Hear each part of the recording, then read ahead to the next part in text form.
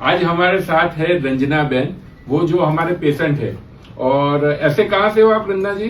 हम एक्चुअली पुणे के पर અમે અહીંયા અમદાવાદ में રહેતી પુનાથી છે પણ અમદાવાદમાં જ રહે છે અને અમારા ત્યાં ઈએસઆઈમાં ટ્રીટમેન્ટ કરેલી હતી। આજે છેલ્લો દિવસ છે અને મળવા આવેલા હતા અને ધીરેથી રાખડી બાંધીને કીધું કે સાહેબ તમને રાખડી બાંધવી છે। અત્યાર સુધી કદાચ તમે કેમ્પ હનુમાનમાં રાખડી બાંધતા હતા, રાઈટ? હા, તો આજે એક પેશન્ટ ડોક્ટરનું રિલેશનશિપ જસ્ટ પૈસા કે બીજું કોઈ હોતું નથી, એક ઇન્ટરનલી બી કનેક્ટેડ હોય છે।